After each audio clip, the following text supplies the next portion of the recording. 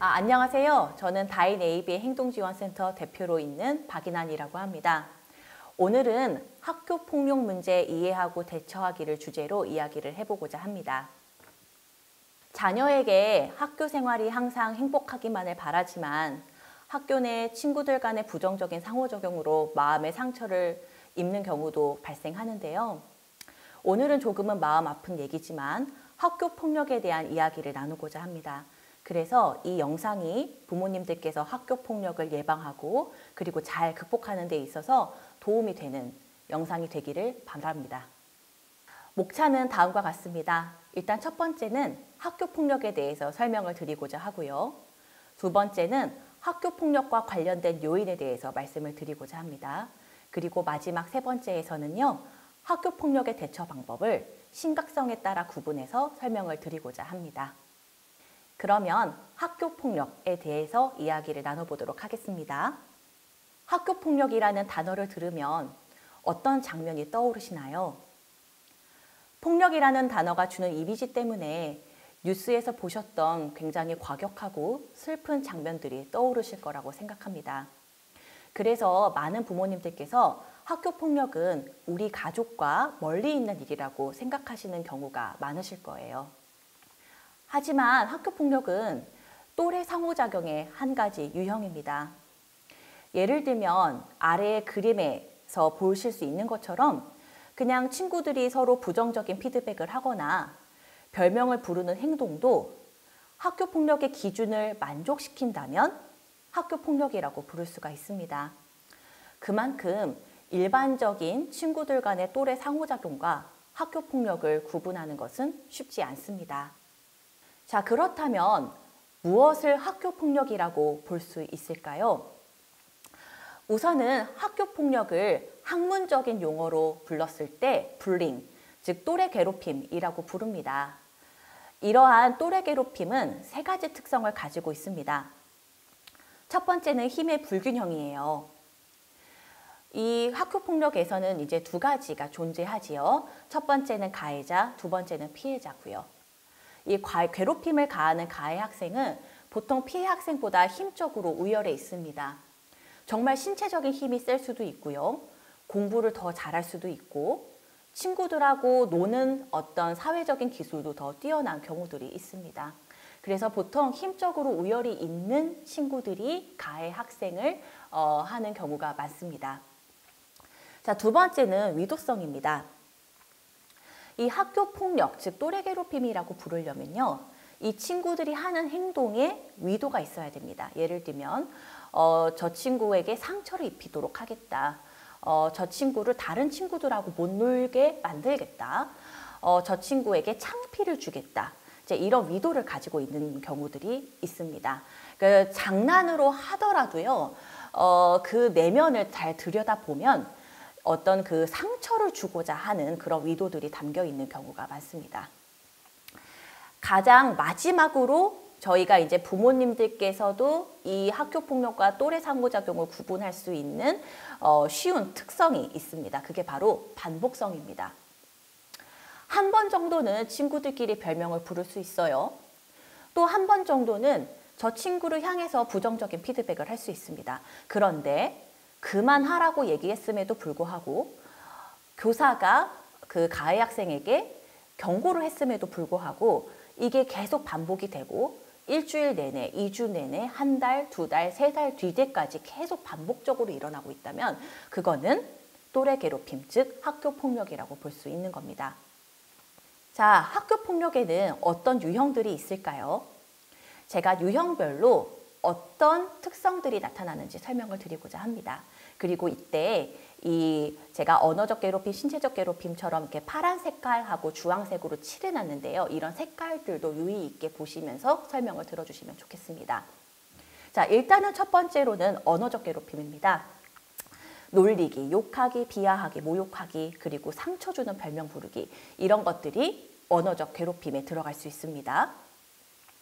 신체적 괴롭힘에는 때리기, 꼬집기, 발로 차기, 침 뱉기, 그리고 화장실 같은 곳에 가두기, 이런 것들이 신체적 괴롭힘에 들어갈 수 있어요.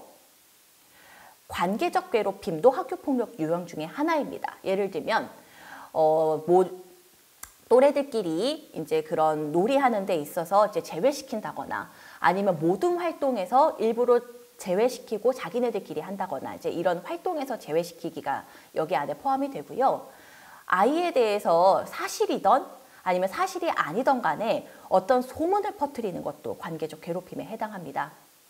그리고 나 쟤랑 놀면 나 너랑 안 친구할 거야. 너랑 친구 안 할 거야. 이제 이런 식으로 다른 친구와 놀지 못하게 하는 것도 이 관계적 괴롭힘에 들어갈 수 있습니다.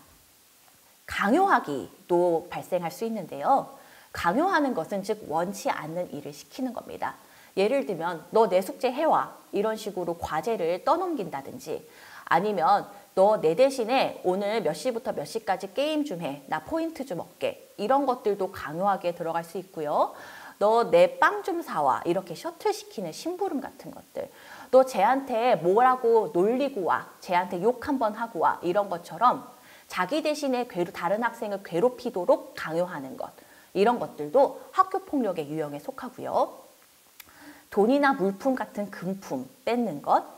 그리고 이 데이터 같은 거가 핸드폰 데이터 같은 거 뺏는 거 이제 이런 것들은 금품 갈취하기에 들어갈 수 있고요. 그리고 마지막으로 이제 요즘에 대두되고 있는 이 사이버 괴롭힘에 대해서도 주목하실 필요가 있는데요.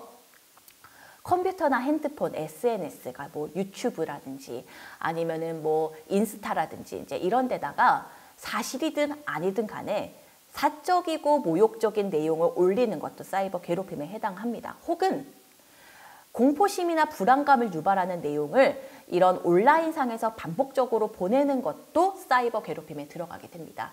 예를 들면 카카오톡에다가 친구들을 잔뜩 초대해 놓고 이 피해 학생까지 초대한 다음에 너 내일 몇 시까지 학교 와서 나한테 이런 행동을 하지 않으면 너는 이제 그날로 죽는 거야.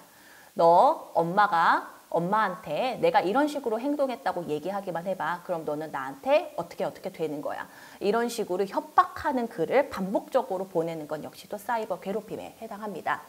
자, 이처럼 저희가 지금 파란색과 주황색으로 색칠되어 있는 학교폭력 유형에 대해서 살펴봤는데 어떤 것이 더 심각해 보이고 흔적이 남는 것처럼 보이나요? 아마 주황색일 겁니다. 신체적으로 괴롭히거나 강요하거나 금품 갈취하는 것들. 이런 것들은 사람들이 보기에 굉장히 심각해 보이고 그리고 흔적이 보통 남습니다.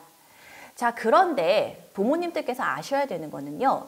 보통 괴롭힘은 파란색, 즉 언어적, 관계적, 사이버 괴롭힘처럼 흔적이 별로 남지 않는 괴롭힘부터 시작합니다. 그런데 거기서 멈추지 않고 지속이 되면 결국에는 부모님들께서 보시기에 심각해 보이는 주황색 괴롭힘까지도 이어지게 되는 겁니다. 자, 이제 조금 더 슬픈 얘기를 해보도록 하겠습니다. 바로 학교폭력의 현실에 대해서 살펴보고자 합니다.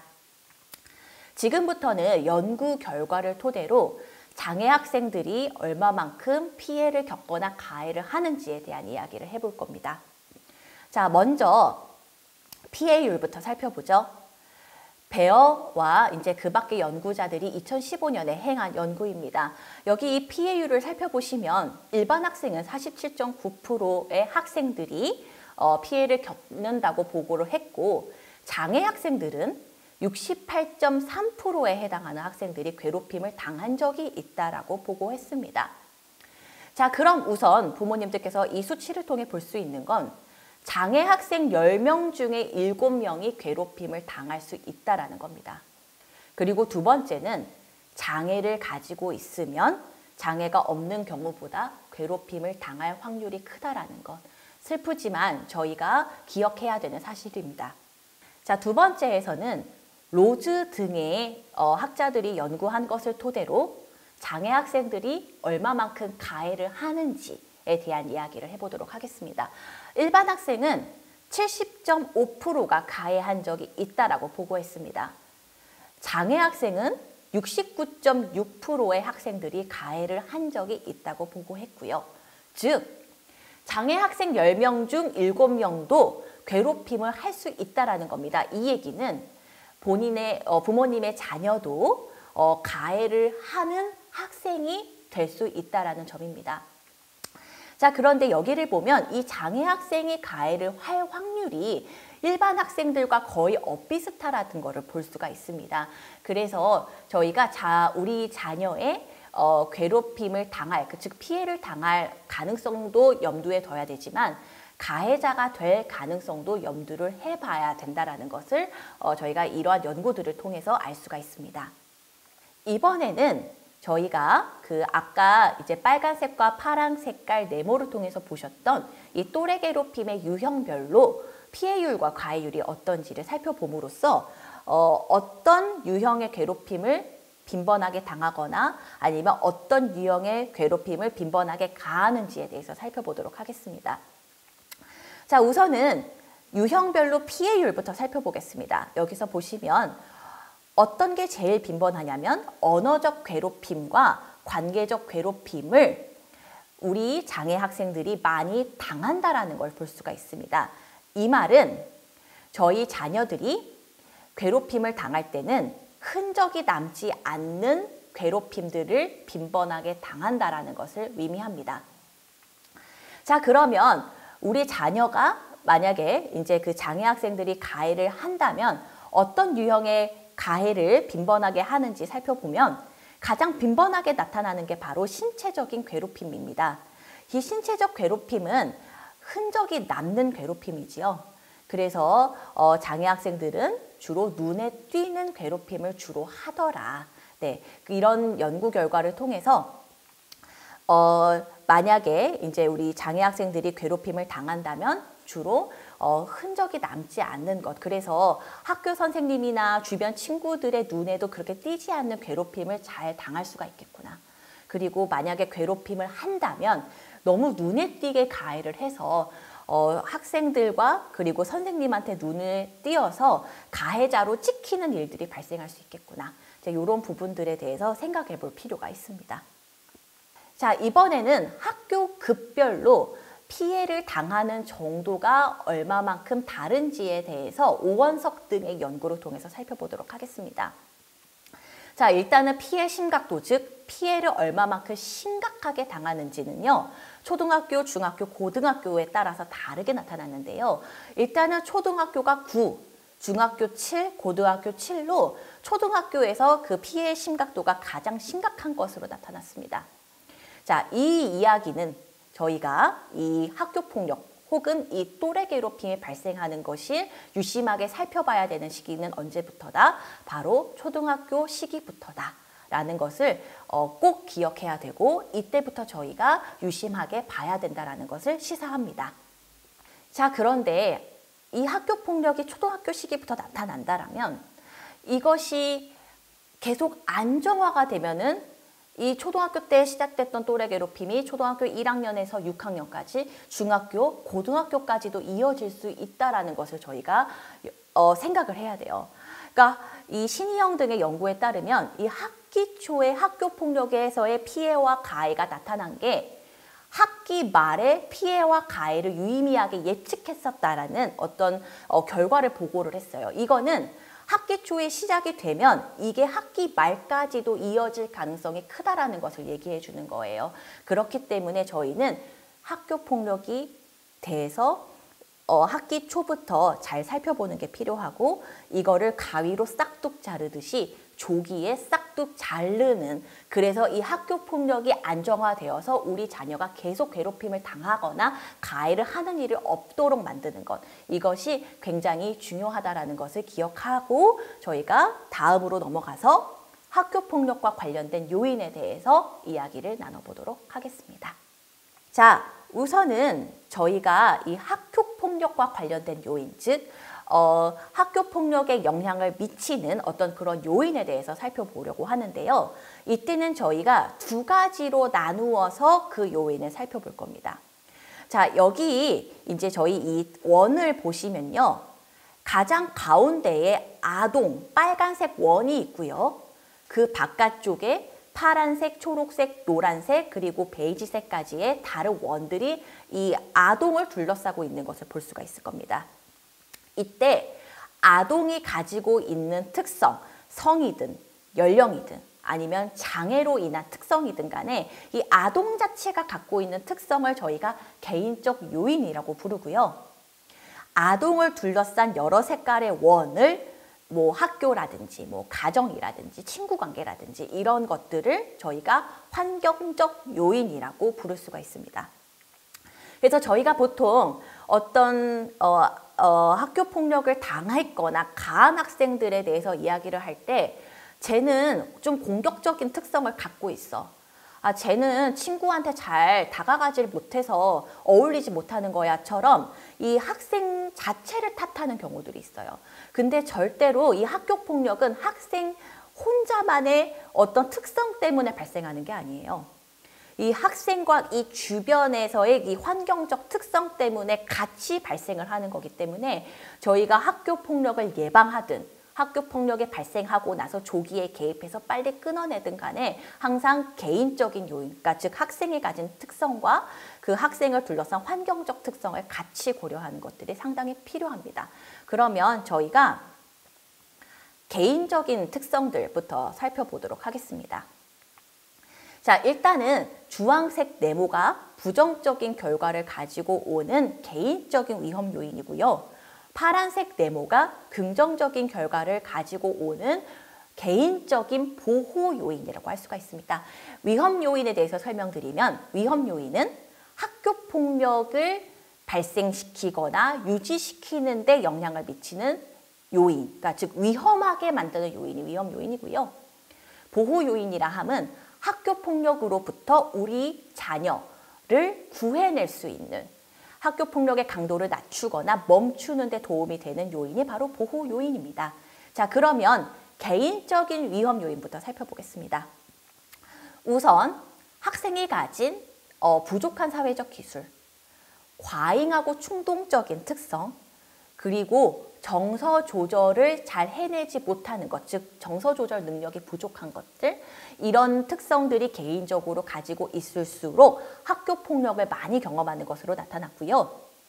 이 학교 폭력을 겪었을 때 어떤 식으로 행동하느냐도 이제 위험 요인의 중요한 부분으로서 저희가 고려를 해야 되는데, 자, 예를 들면 자기도 가해 학생과 마찬가지로 장난으로든 혹은 가해 학생 그 무리한테 동조를 해서든 친구를 괴롭히는 거, 그러니까 즉 가해를 하는 거죠. 마찬가지로 이 가해를 하는 것은 이 학교 폭력을 당할 가능성을 증가시키는 위험 요인이 됐고요.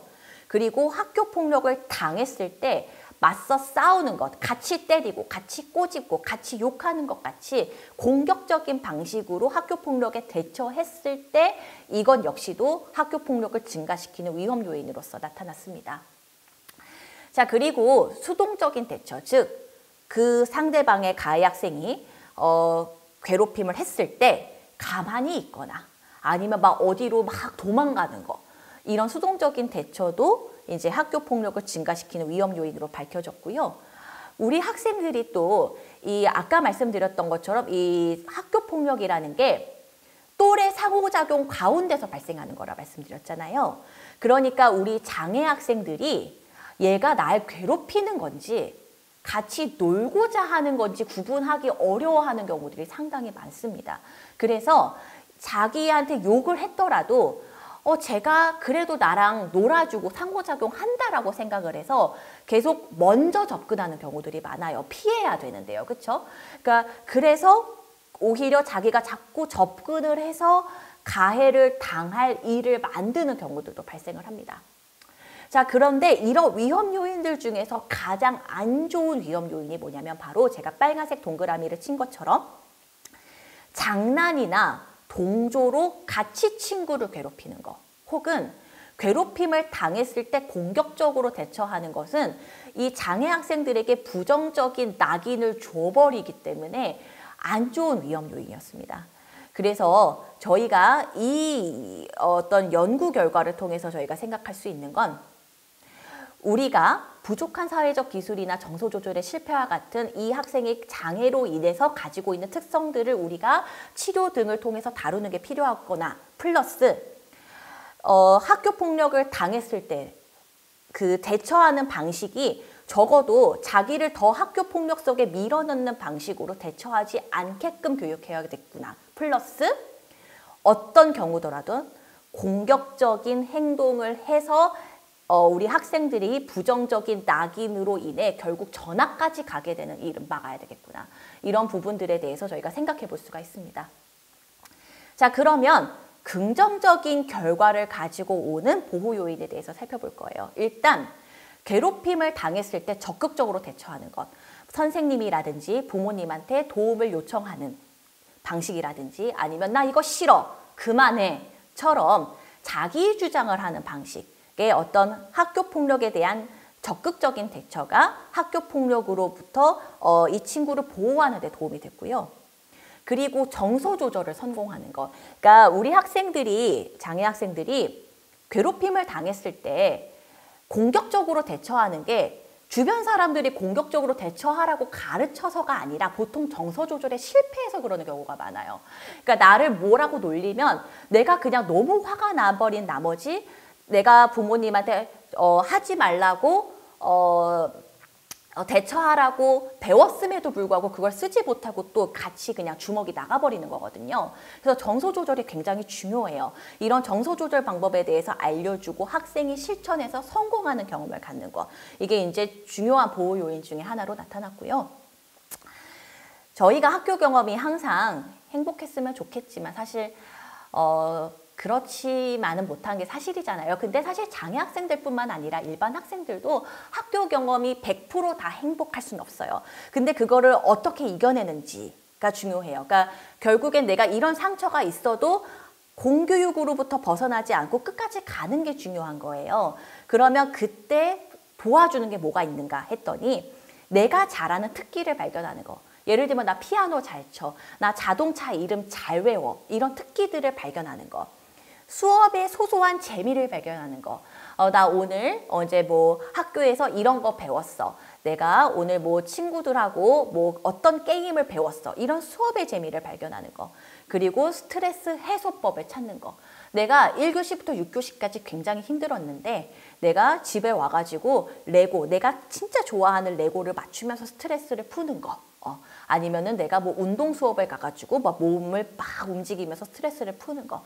이런 것들이 우리 친구들을 보호해주는 개인적인 요인으로 밝혀졌어요. 자, 제가 사실 우리 학생들, 그러니까 장애 학생의 개인적인 특성뿐만 아니라 학생을 둘러싼 주변 환경적인 특성도 함께 고려해야 된다라고 말씀을 드렸는데요. 자, 일단은 이 환경적인 특성들 중에서 학교 폭력을 더 증가시킬 수 있는 위험 요인부터 살펴보도록 할게요. 자, 일단은 가해자랑 계속적으로 만나는 거, 이거 굉장히 큰 위험 요인입니다. 1학년 때 만났는데 2학년 때 같은 반, 4학년 때 같은 반, 이거는 정말 고려해 보셔야 되는 부분이에요. 1학년 때 짝이 됐는데 한 주 뒤, 두 주 뒤, 한 달 뒤, 두 달 뒤, 세 달 뒤에도 계속 비슷한 위치에 앉아있다? 이거는 굉장히 큰 위험 요인이에요. 그래서 이런 부분들은 부모님들께서 적극적으로 요구를 하셔서 바꿔주는 게 필요하고요. 교사가 보호하거나 감독하는 게 부족한 거, 이것도 큰 위험 요인입니다. 네, 그래서 또래 괴롭힘이 언제 자주 발생해요? 보통 쉬는 시간에 교사가 자리를 비웠을 때 가장 발생할 수 있다는 거. 그리고 부모님들께서 이제 예를 들면 우리 자녀가 이제 그 괴롭힘을 당했을 때 너무 크게 반응을 해버려서 이제 우리 학생한테 좀 낙인이 생기기 시작하면 부모님들이 마음이 초조해 하셔서 이런 걸 많이 교육하세요. 너가 참아. 너가 그때 가만히 있었어야지. 너가 그렇게 행동하니까 걔가 다음에 널 또 괴롭히는 거 아니야. 이런 식으로 또래 괴롭힌 탓을 아동에게 돌리거나 무조건 참으라고 교육을 하시게 되는 일들이 발생하세요. 근데 이런 것들은 하면 안 되세요. 안 되시는 위험 요인이에요. 그리고 아동이 도움을 요청했을 때도 적극적으로 도와주시지 않는 것. 내가 아이한테 들었지만 왠지 교사한테 전화하는 거는 왠지 상담 때 전화해야 될 것 같은데 나 오늘 퇴근이 늦어가지고 선생님 도대체 언제 봐야 되지? 하고 미루는 거. 이런 부분들은 저희가 하면 안 되는 위험 요인입니다. 자, 그러면 긍정적인 결과를 가지고 올 수 있는 환경적 보호 요인을 살펴볼 거예요. 일단 첫 번째로 부모님과 교사가 또래 관계 형성을 위해서 노력해 주시는 거.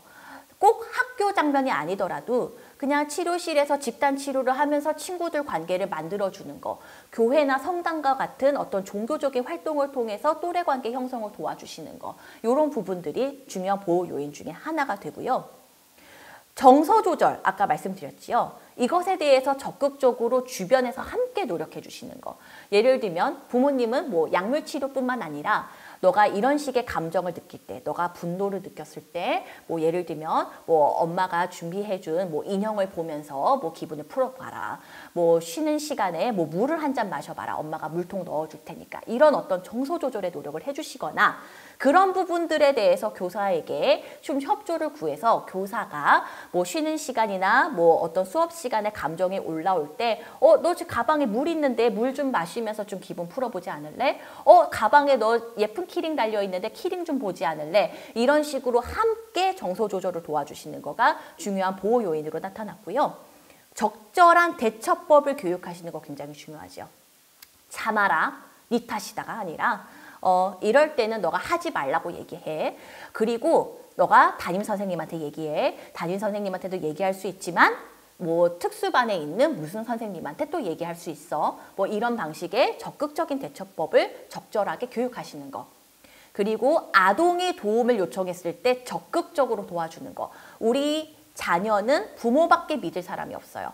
더욱더 그래요. 어쩔 수 없이. 그렇기 때문에 부모님이 적극적으로 도와주시는 모습을 보여주는 것만으로도 아이들은 큰 위로를 받을 거예요. 또래가 감시자 역할을 하기도 합니다. 그러니까 우리 친구들이 보고를 정확하게 하지 못하는 일들이 부지기수로 많이 발생해요. 그러니까 얘는 예를 들면 저 아이가 나한테 뭐라고 욕해서 같이 욕했는데 저 아이는 나는 그런 적 없어요 라고 빠져나가는데 우리 아이는 그대로 나 욕했어요 라고 해서 얘는 아무런 이유 없이 욕하는 애로 찍히는 경우들이 발생할 수 있거든요. 또래가 감시자 역할을 할 수 있어요. 내가 봤는데 저 친구가 먼저 욕해서 얘가 따라서 욕한 거예요. 이거는 굉장히 다른 거거든요. 그래서 감시자 역할을 하는 또래를 만들어주기 위해서 부모님들께서 이제 이런 노력들을 해주시는 게 필요할 수 있고요. 그래서 뭐 반장 역할을 하는 친구들이라든지 이런 친구들에게 조금 이제 지나가면서 어머 안녕 너가 반장이라며 이렇게 좀 인사를 해서 좀 이렇게 약간의 친분을 만들어 나가도록 이제 좀 노력해 주시는 게 필요하고 전문가 도움 받으시는 거 주저하지 마시고 적극적으로 받으시는 거. 이것도 중요한 환경적 보호 요인 중에 하나가 될 겁니다. 자, 이제 저희가 대처 방법에 대해서 얘기를 할 거예요. 그래서 학교 폭력의 대처 방식은요. 학교 폭력이 시작되는 단계와 시작되는 것을 훨씬 넘어서서 심각하고 지속적으로 이루어지는 이 괴롭힘, 이 두 가지로 나누어서 이야기를 나눠보고자 합니다. 자, 아까 말씀드렸던 것처럼 학교 폭력을 근절하시려면 초반 대응이 중요해요. 자, 그래서 이렇게 대처하면 안 되십니다. 아까 위험 요인에서 말씀드렸던 것처럼 가해자와 계속적으로 만나게 하시면 안 되시고요. 교사의 보호와 감독이 부족한 거 안 되고요. 무조건 참아라 교육하는 거 안 되시고요. 자녀의 공격적인 대처 방식을 내버려 두시는 거 안 되시고요. 또래 괴롭힘 탓을 아동에게 돌리는 것 안 되고 마지막 아동의 도움 요청에도 적극적으로 도와주지 않으시는 거 안 됩니다. 자, 그러면 이제 저희가 학교 폭력의 시작 단계에 대해서 이제 어떻게 대처하는지부터 얘기해 보도록 하겠습니다. 자, 우선은 학교 폭력 시작은 노란색 박스에 들어가 있는 것처럼 사소한 듯 사소하지 않게 시작이 됩니다. 그 아래에 노란색 박스에 제가 이제 그 면담을 통해서 수집됐던 사례를 하나 말씀을 드려볼게요. 어머니 1, 조별로 짜서 이제 뭐 발표 같은 거 하나 봐요. 학생 1이 어쨌든 이제 그 조에 들어가니까 아이들이 학생 1까지 해서 단톡방을 열었는데 얘를 대화에 끼워주지 않은 거죠. 학생 1은 계속 뭘 물어보고 하는데 이제 얘가 물어본 곳에서는 대답 아무도 안 하고 자기들끼리 얘기. 오늘은 이거 찍었어. 자기들끼리는 계속 대화를 하고 있더라고요. 우리 학생 1은 완전 없는 아이 취급하고 보면 거의 그런 식의 따돌림인 거죠. 폭력이 있는 건 아닌데 그냥 아예 배제시키고 뭐든. 네, 이런 식으로 시작이 됩니다. 네, 이게 이제 어머니 1이 보고해 주신 어떤 이야기고요. 이처럼 보통 괴롭힘은 언어적 괴롭힘과 관계적 괴롭힘으로 시작합니다. 그래서 부모님이 이거 좀 적극적으로 개입하기엔 좀 사소해 보이는데 이제 그렇게 이제 시작이 되는 경우가 많은데 아까 말씀드렸던 것처럼 저희가 형태보단 뭐가 중요하다? 또래의 학교 폭력의 특성을 갖고 있는지가 중요하다. 힘의 불균형이 있는지, 위도성이 있는지 한 번 얘기했음에도 해결되지 않고 반복되는지를 잘 보셔야 되는 거예요. 자, 그러면 이런 사소한 듯 사소하지 않은 괴롭힘에 대해서 어떻게 대처해야 될까요? 첫 번째, 빈도 확인하세요. 괴롭힘은 많게는 일주일에 수십 번까지, 길게는 학교에 입학한 이후부터 매해 반복적으로 발생하였다. 이게 현실이에요. 그래서 괴롭힘이 발생하면 일단 빈도로 확인하시고 기록하시면 됩니다. 그러니까 저희가 뭐 이거 갖고 증거를 수집해? 아니에요. 증거 자료를 다 남겨두셔야 돼요. 그래야 관계적 괴롭힘이나 언어적 괴롭힘에 대해서 학교 폭력이라고 주장하실 수 있는 거예요. 그래서 이메일, 채팅, 게시판, SNS, 이제 사이버 괴롭힘에 해당하는 거죠. 그리고 뭐 문자 메시지, 관련 사진, 뭐 동영상 자료, 음성 증거 자료 이런 거 다 수집해 놓으셔야 되는 거고요. 만약에 신체적 괴롭힘을 당하셨다면 피해를 증명할 수 있는 신체적 진단서 필요하시고요. 그리고 아이가 예를 들면 내가 발견을 하니까 이미 1년간 관계적 괴롭힘을 당했어. 우울해. 그러면 정신적 진단서 필요하시죠. 그리고 발생을 한 것에 대해서요. 그냥 아이가 보고하는 것에 대해서 달력이나 수첩에 기록을 해두세요. 언제, 몇 월 며칠에 아이가 누구가 이런 식으로 했다고 한다. 이거에 대해서 기록하시다 보면 부모님들께서도 이거를 내가 개입을 해야 하는지 어느 정도까지 개입해야 되는지에 대해서 조금 어떤 안내가 분명히 될 거라는 생각을 합니다. 그리고 담임 선생님한테는 적극적으로 이야기하세요. 얘기하셔도 됩니다. 네, 그게 담임 선생님의 역할이에요. 그래서 자녀가 호소하는 내용을 꼭 전달하세요. 누가 예를 들면 옆에 뒤에 서 있는데 팔을 상처 날 정도로 꼬집었다고 하더라. 아이가 하지 말라고 하는데 자꾸 너 깡깡 말랐대 라고 계속 얘기를 하고 있다더라. 제가 한두 번이면 넘어가려고 했는데 지금 2달째입니다. 이런 식으로 얘기를 하셔야 되는 겁니다. 그리고 상황을 잘 파악하셔야 돼요. 그러니까 일단 아이를 통해서 최대한 파악은 하시고요. 근데 어려움이 뭐냐면 자, 예를 들면 우리 아이가 다 보고하지 못하잖아요. 그게 보통 이제 보고를 할 수 있는 친구도 있지만 그렇지 못한 경우도 있거든요. 그러니까 담임 선생님한테 부탁을 해서 그 상황에 대해서 좀 파악을 해달라고 부탁을 하시거나 아니면 아까 혹시나 감시자 역할을 하는 또래랑 조금 친해졌으면 좀 물어볼 수 있죠. 네. 그리고 담임 선생님이 자녀와 우리에게 원하는 게 있나, 부모에게 원하는 것이 있는지도 잘 얘기를 들어보세요. 예를 들면 아이가 학교에서 이제 이런 식으로 놀림을 당했을 때 정말 안타까운 일이지만 자꾸 같이 욕해가지고 둘 다 잘잘못을 가려야 되는 그런 자리에 가게 되어요. 이런 얘기를 들으시면 부모님들도 내가 지금 이런 식으로 노력하고 있다라는 게 비춰져야 돼요. 그래야 이 담임 선생님과 이제 부모님이 좋은 관계를 맺어서 우리 피해 학생을 위해서, 우리 학생을 위해서 계속 조금이라도 보호적인 환경을 만들어갈 수 있는 거거든요. 그래서 얘기를 하지만 얘기도 들으셔야 되는 거예요. 그리고 원하는 바를 정확하게 전달해 주셔야 돼요. 담임 선생님에게요. 그러니까 가해하는 학생에게 경고해 주세요라든지 뭐 교육 좀 해주세요라든지 그러니까 예를 들면 장애에 대한 교육 좀 해주세요라든지 뭐 거리를 좀 떨어뜨려 주세요. 뭐 같은 조는 안 되게 해주세요. 뭐 쉬는 시간에 좀 감독을 부탁드려도 될까요? 뭐 점심시간엔 특수반에서 좀 지내게 해주시면 안 될까요? 이런 부분들에 대해서 구체적으로 생각해 보시고 얘기해 주시는 게 필요합니다. 자, 그 다음으로는 우리 학생을 위해서는 특수반 선생님의 도움도 많이 필요해요. 그래서 특수반 선생님에게는 이런 도움을 요청하세요. 일단 자녀와 담임 선생님을 통해서 확인된 바를 전달하세요. 그리고 대처 방안을 적극 논의를 하세요. 근데 이런 거를 통해서 저희가 꼭 생각해야 되는 거는요. 물론 부모니까 내 자녀가 너무 소중하잖아요. 그래서 담임 선생님이나 특수반 선생님의 어떤 대처가 내 마음만큼은 아닐 수 있어요. 근데 우리가 부모로서 해줄 수 있는 건 많지 않아요. 선생님의 도움을 받아야 되기 때문에 항상 협력적인 관계를 맺도록 노력을 해야 된다는 점을 꼭 기억해 주셨으면 좋겠어요. 그리고 자녀에겐 이렇게 말해주는 거예요. 내가 담임 선생님하고 특수반 선생님한테 얘기했어. 그러니까 너 힘든 거 아는데 우리 조금 더 힘내보자. 이런 얘기를 꼭 해주시고요. 상황 파악과 기록을 멈추지 마시고 지속하시는 거는 꼭 필요합니다. 자, 그리고 자녀에게는 이런 대처 방법을 알려주셔야 돼요. 자, 일단 첫 번째로는 괴롭힘에 대해서 꼭 알려주세요. 일단 아까 말씀드렸던 것처럼 또래 상호작용 중에 괴롭힘이 일어나는 거예요. 구분하기 쉽지 않아요. 그래서 뭐가 또래 괴롭힘인지 알려줘야 돼요. 내 학생이 제가 자꾸 나한테 깡깡 말랐다라고 얘기해. 그러면 그것에 대해서 너가 그냥 당할 일이 아니고 주의 깊게 봐야 된다는 걸 얘기해줘야 되는 거예요. 그리고 계속적으로 괴롭힌다고 보고하면 그 친구는 친구가 아니라는 걸 알려주셔야 돼요. 네, 그래서 그 친구로부터 자기 장애 학생 스스로가 보호할 수 있게끔 해주셔야 돼요. 그리고 두 번째로는 괴롭힘의 대처법을 알려주셔야겠죠. 일단 우리 학생들에게 가장 효과적인 대처 방법은 도움 요청하기예요. 그게 짱입니다. 그래서 도움을 요청을 해야 되는데 그럼 누구한테 도움을 요청해야 되는지까지 알려주셔야 돼요. 쉬는 시간에 담임 선생님한테 가서 이야기해.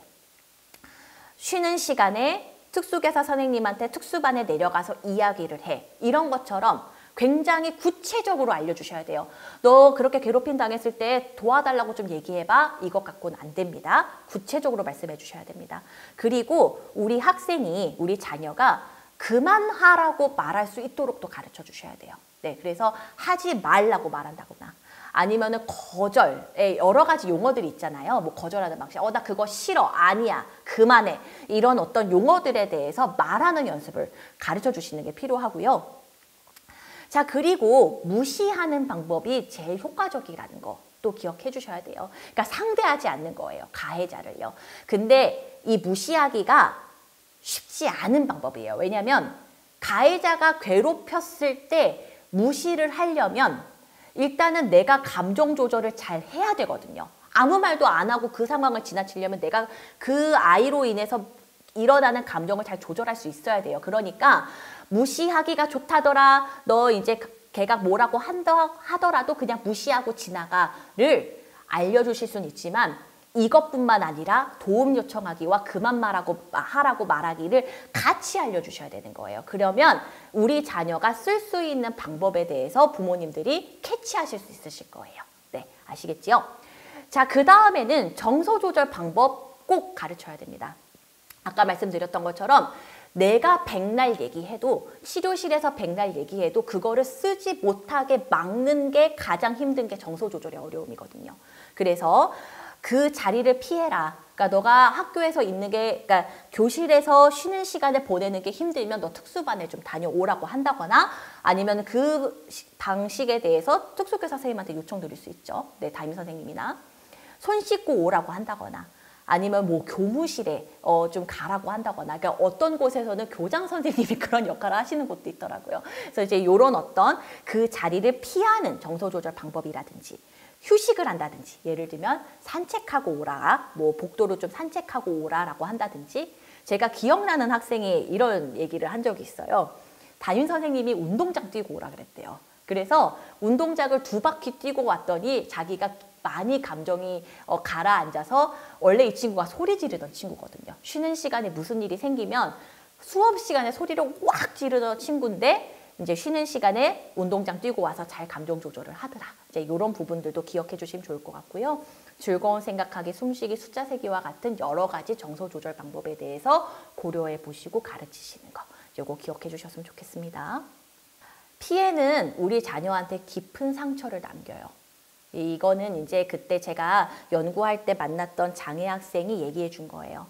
만약 놀린 사람은 어떻게, 제가 놀린 사람들의 물품들은 어떻게 되는지 아세요? 어떻게 돼? 다 망가뜨려. 다 망가뜨리는 걸 상상했어? 네. 그렇게 해서 왜 망가뜨리냐면, 안 망가뜨리면, 그러니까 놀리지 말지. 왜 그렇게 놀렸어? 안 놀렸으면 하고. 이렇게 얘기를 했거든요. 그러니까 이 아이가 또래 괴롭힘 당한 사실은 어머님이 알고 계셨는데 이만큼 심각한지 모르셨어요. 네.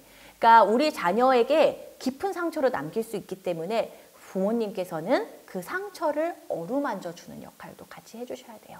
그래서 내가 그런 역할을 하는 것도 당연히 필요하지만 필요하시면 전문가의 도움 받으세요. 네, 놀이치료라든지 이런 여러 정서적인 것들을 다뤄주는 치료들을 찾아보시는 거 필요하고요. 자녀가 스트레스를 풀 수 있는 분출구를 만들어야 돼요. 뭐 취미라든지 좋아하는 활동 같은 거 예를 들면 야 집에 자동차가 200개 300개인데 너 자동차 좀 그만 갖고 놀아 이런 거라기보다도 좋아하면 그걸로 통해서 스트레스 풀 수 있으면 허용해 주셔도 괜찮잖아요. 그래서 이제 그런 부분들을 이제 고려해 주시는 게 필요합니다. 내가 이렇게 대처했음에도 변화 없을 수 있어요. 그 변화가 없으면 만약에 피해 학생이 원한다면, 즉 장애 학생이 원한다면 담임 선생님을 통해서 가해자와 가해자 어머니의 대면 사과 요구하세요. 요구하실 수 있으세요. 원한다면이에요. 근데 이거의 전제는 자녀가 원한다면. 근데 이 자리는요, 탓하는 자리가 아니라 교육적인 자리예요. 너가 당한 일은 저 친구한테 사과 당할 만한 일을 너가 당한 거야. 그럴 땐 너는 사과 받을 만한 자격이 있어 라고 자녀한테 알려주는 거고요. 가해 학생에게는 너는 이런 자리를 통해서 사과할 만한 행동을 넌 한 거야. 알려주는 자리인 거예요. 그래서 이런 것들도 고려해 보실 수가 있습니다. 근데 괴롭힘이 만성화되는 경우도 많죠. 네, 제가 이제 요거에 대해서 이 만성화된 괴롭힘에 대해서 설명드리기 위해서 이 노란색 박스에 있는 사례를 또 설명을 드릴게요. 어머니가 보고하셨어요. 예전에 저희가 학교 다닐 때는 50명 정도 한 반에 됐는데 요즘엔 20명이잖아요. 그것도 5반까지밖에 없는 거예요. 그러니까 다 해봤자 한 학년에 100명이 조금 넘으니까 계속 돌고 도니까. 그러니까 한 반에 올라가는 애가 5명은 되는 거예요. 그러면 이게 이어지는 거지요. 계속 바뀔 수 없는 거예요. 얘는 너무 하고 싶어도 자기를 보는 시선이 좋지 않으니까. 네, 만성화되기가 쉽습니다. 그러면 이럴 때 어떤 현상들이 나타나냐면 일단 괴롭힘의 강도는 강할 거예요.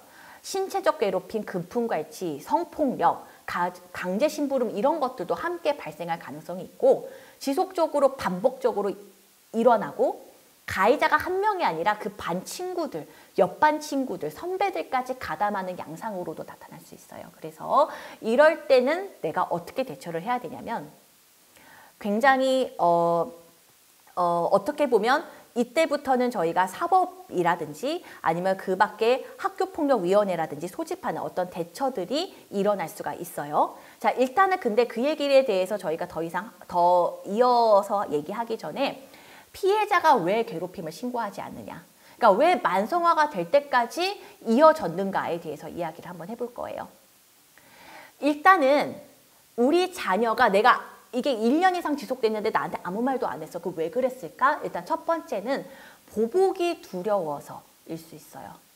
그러니까 내가 신고를 했을 때 가해자가 그거 잃으면 너 어떻게 된다라고 보고했을 때 그래서 보복이 두려워서 얘기를 안 했을 수 있어요. 그러면 이렇게 두려워할 때 우리가 고려해야 되는 건 우리 학생들이 신고했으면, 그러니까 내 자녀가 그 신고했음이 노출되지 않도록 우리 자녀를 보호해줘야 돼요. 만약에 이렇게 보복이 두려워서 얘기하지 않았던 거라면요. 그리고 두 번째로 이게 왜 만성화가 되느냐? 내가 이야기를 해도, 내가 엄마나 아빠나 선생님한테 얘기해도 내 학교폭력 사실을 그렇게 심각하게 받아들이지 않고 제대로 대처해주지 못할 거라고 생각했을 때 만성화가 될 수가 있습니다. 그러면 이때는 어떻게 해야 돼요? 내가 이렇게 만성화가 되지 않으려면 뭐 해야 된다? 적극적으로 아이의 호소에 대해서 반응을 해줘야 된다. 그리고 부모님께서 그래서 내 자녀가 만약 보복이 두려운 케이스에 해당이 된다라고 여겨주시면요. 일단 비밀 보장이 되어야 된다고 말씀드렸죠. 그래서 이제 아래의 안을 한번 제가 읽어드려 볼게요. 피해 학생이나 사안을 인지 목격한 학생이 신고했을 때 교사들이 꼭 비밀 보장을 할 것이며 최선을 다해서 적절한 대처를 해주겠다는 것을 인식해 주어야 한다. 교사는 사실을 객관적으로 파악해서 방향을 설정하는 해결자로서의 역할을 수행해야 한다. 피해 학생의 주관적인 확인에만 근거해서 문제를 지나치게 확대하거나 축소해서는 안 되고 성급하게 가해 학생과 피해 학생을 대질시켜서도 안 된다. 이게 뭐냐면 이 학교 폭력에서 일어났을 때 교사의 비밀 보장에 대한 권고 사항이에요. 네, 그러니까 이거를 토대로 저희가 어떤 방식으로 교사한테 요구할지 잘 생각해 보시는 게 필요합니다. 만성화된 괴롭힘에서는 아까 말씀드렸던 것처럼 학교폭력위원회 신고, 그리고 어떤 사법적인 체계 안에 들어가서 형사 고소를 한다거나 아니면 민사소송을 한다거나 이 세 가지 방식에 대해서 고민을 해보실 수가 있습니다. 자, 학교폭력위원회 신고에 대해서 먼저 살펴보겠습니다. 자, 일단 우리가 항상 생각해야 되는 건 우리 장애를 가지고 있는 학생들은 학교폭력 예방법에 의거해서 보호를 받아야만 한다라는 것이 명시되어 있어요. 누구든지 장애 등을 이유로 장애 학생에게 학교폭력을 행사하여서는 아니 된다. 이 부분에 대해서 저희가 꼭 기억을 하면서 내 자녀는 학교폭력 예방법에 의해서 보호를 받고 있는 아이다. 이걸 생각하면서 대처를 준비하시는 게 필요합니다. 그럼 뭘 준비를 해야 될까요? 일단 첫 번째는 저희가 사소한 듯 사소하지 않은 괴롭힘 때부터 수집되었던 괴롭힘 증거들을 확보해 놓으셔야 되는 거예요. 그리고 탄원서를 준비하셔야 돼요. 탄원서. 그래서 어떻게 가해 학생이 처벌받는지, 처벌받았으면 좋겠는지에 대해서 잘 정리해서 제출해 주시는 게 필요합니다. 그래서 예를 들면 가해자와 피해자를 분리해 주세요. 장애에 대한 교육을 가해 학생에게 해주세요. 저는 적극적으로 사과를 받고 싶습니다. 사과하게 만들어주세요. 이런 내용들을 탄원서에 적어주시는 게 필요합니다. 자, 그렇고 형사고소와 민사소송에 대해서 저희가 고려할 수가 있어요. 그러니까 사실은 이제 요게 어떤 게 내가 이것까지 이제 선택하는 일이 없었으면 좋겠지만 이 학교폭력의 사안이 너무너무 심각할 때는 형사고소와 민사소송을 저희가 고려할 수밖에 없는데요. 이럴 때 저희가 이 형사고소를 하는 거는 이제 우리가 이제 경찰에 가서 이 형사법에 기초해서 이제 가해자를 처벌하게 되는 게 있는 거고요. 민사소송에 대해서는 저희가 손해배상 청구를 하는 거예요. 그러니까 치료비라든지 내가 정신적으로 손해 입은 것에 대해서 내가 배상 받기를 원한다. 이제 이랬을 때 저희가 이제 민사소송을 진행을 할 수가 있는 거예요. 그러면 뭘 준비해야 되느냐? 아까 저희가 학교폭력위원회에 신고했던 거와 마찬가지로 괴롭힘 증거와 탄원서 준비하셔야 돼요. 그리고 이 형사와 민사소송은 6개월에서 1년 정도 걸려요. 그 과정이 사실 쉬운 과정은 아니지요. 네, 그래서 저희가 이렇게까지 해야 돼? 라는 생각 하실 수 있거든요. 그런데 만약에 학교폭력의 사안이 정말 심각하고 반복적으로 이루어지고 있다면 가해자의 보복을 피하기 위해서라도 적극적으로 오히려 대처하시는 게 필요해요. 그래서 이 조치를 정말 그 사안이 중대하다 하다면 학교폭력위원회에 신고하는 것뿐만 아니라 여러 가지 조치를 동시다발적으로 해주시는 게 필요하고요. 그리고 경찰서에서 이 가해 학생에게 보복 행위를 하지 말라고 이야기를 해주십니다. 그러니까 정말 그 사안의 심각성에 따라서는 내가 여러 가지를 동시다발적으로 준비하는 것들이 필요할 수 있다는 거 염두에 두시면 좋을 것 같아요. 형사고소와 민사소송에 대해서 설명드릴게요. 자, 우선은 형사고소를 통해서는 저희가 이제 형사법에 기초해서 진행이 되게 되는 거고요. 민사소송에 의해서는 저희가 손해배상 청구를 할 수 있는 거예요. 그러니까 치료비나 정신적인 손해에 대해서 배상을 청구를 하는 목적으로 저희가 이제 민사소송이 진행이 되게 됩니다. 그래서 이 형사고소와 민사소송에서도 저희가 준비해야 되는 것은 아까 학교폭력위원회 신고와 마찬가지로 괴롭힘 증거와 탄원서입니다. 네, 이러한 소송 과정이 6개월에서 1년 정도 걸리니까 상당히 필요한 어떤 과정일 수는 있겠지요. 자, 그런데 이렇게까지 해야 돼? 라는 생각을 이제 하실 수도 있을 거예요. 그런데 이 학교 폭력의 그 중대성에 따라서는 오히려 가해자의 보복을 피하려면 적극적으로 대처하시는 게 필요할 수 있어요. 그러니까 내가 정말 여기까지 가기로 마음을 먹었다면 조치를 여러 개 하시는 게 필요해요. 그러니까 형사고소도 하고 민사소송도 하고 여러 가지 방식으로 동시다발적으로 진행을 하는 거지요. 그리고 경찰서에서도 이 가해 학생한테 직접 전화를 해서 보복행위 하지 말라고 이야기해 주실 거니까요. 그래서 이런 부분들을 이제 염두에 두면서 저희가 이제 이 대처 방식에 대해서 고민을 하는 게 필요할 것 같습니다. 자, 그리고 이제 안타깝게도 저희 자녀가 가해자가 될 수도 있는 거지요. 그렇죠? 자, 그렇기 때문에 저희가 항상 염두에 두어야 되는 것, 친구 괴롭히는 거 안 하게끔 만드셔야 되고, 공격적인 대처는 안 하도록 철저히 교육을 해주셔야 됩니다. 쌍방 가해가 될 수 있으니까요. 네, 그래서 이런 부분들에 대해서 저희가 잘 염두에 두고 아이의 학교 생활에 대해서 지원을 해주시면 분명히 행복하고 건강한 학교 생활이 될 거라고 믿어 의심치 않습니다. 자, 그래서 지금까지 저희가 얘기했던 어떤 학교 폭력의 어떤 대처 방식에 대해서 도움을 줄 수 있는 기관명들과 이제 전화번호를 제가 이제 그 슬라이드에 수록해 놨는데요. 요거는 참고해 보시고 필요하시면 이제 그 정보를 사용하시면 될 것 같습니다. 자, 그러면 오늘의 강의는 여기서 마무리하도록 하겠습니다. 감사합니다.